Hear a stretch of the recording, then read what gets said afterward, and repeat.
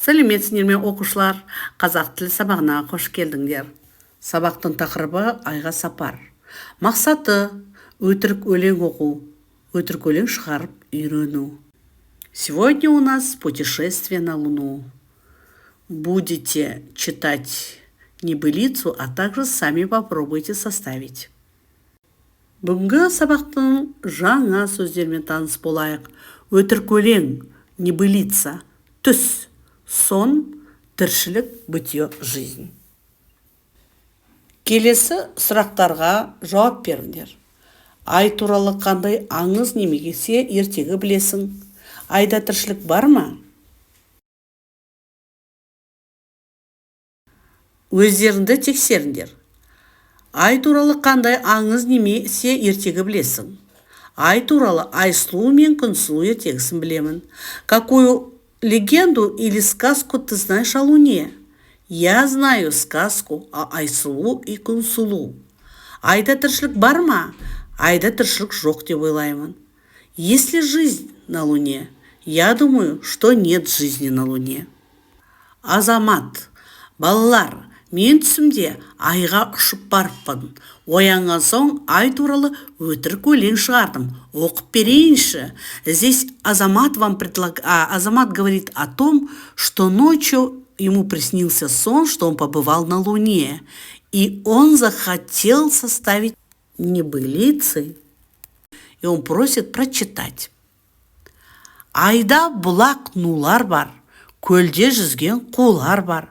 Көрмегендер кәнетес, айға қарай зулаңдар. Айда асқан дәулет бар, таңғаларлық сәулет бар, білім, ғылым дамытқан адам деген әулет бар.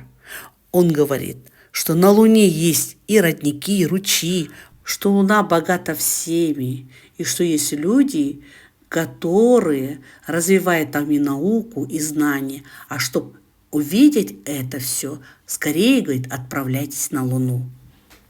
Келесі суретке қарап, өтірік өлең мазмұнын сурет бойынша көрсете отырып әңгімелеңдер. То есть, глядя на этот рисунок, расскажите все, что было сказано в небылицах. Сұңғат балаларды айға сапар шеуге шақырып жатыр. Кеңістікке сапарға шығатын құрылғы ойлап тапқанын айтты. Бірақ оның бір шарты бар екен. Осы сапар туралы өтірік өлең шығару керек екен. Сұңғат приглашает детей в путешествие на Луну. Для этого у него есть устройство для космических путешествий. Но у него есть одно условие, чтобы они сочинили небылицу об этом путешествии. Келесі берілген сұрақтар туралы ойланыңдар. А теперь подумайте над следующими вопросами.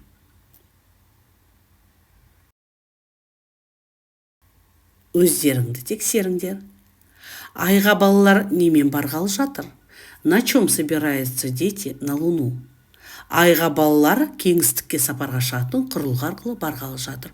То есть они собираются на устройстве, которое совершит путешествие в космос. Айда олар не көру мүмкін? Что они могут увидеть там? Айда болашақ заманауи қаланы көру мүмкін. Сонымен қатар айды зерттеп жаңалық ашады. Они могут увидеть на Луне город будущего, конечно же, исследовать Луну и сделать новое открытие. Айға сапар атты өлең құра, үлгіні басшылыққа ал. Руководствуясь данному примеру, то есть здесь небылица на тему путешествия на Луну, прочитайте и составьте свои. Айда әсем бақтар бар, көлде жүзген құстар бар. Көрмегендер қанетес, айға шықпен зулаңдар. Айда әсем гүлдер бар, алуан түрлі үйлер бар. Көрмегендер қанетес, айға атпен зулаңдар.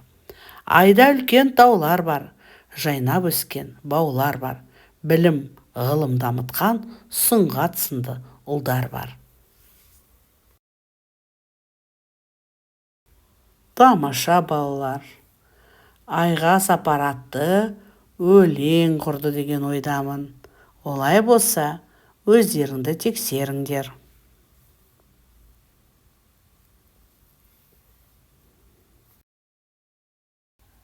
Балалар, бүгін сабақта өтірік өлең оқыдыңдар, өтірік өлең шығарып үйрендіңдер. Осымен бүгінгі сабағымыз аяқталды. Сау болыңдар. Назарларыңа рахмет.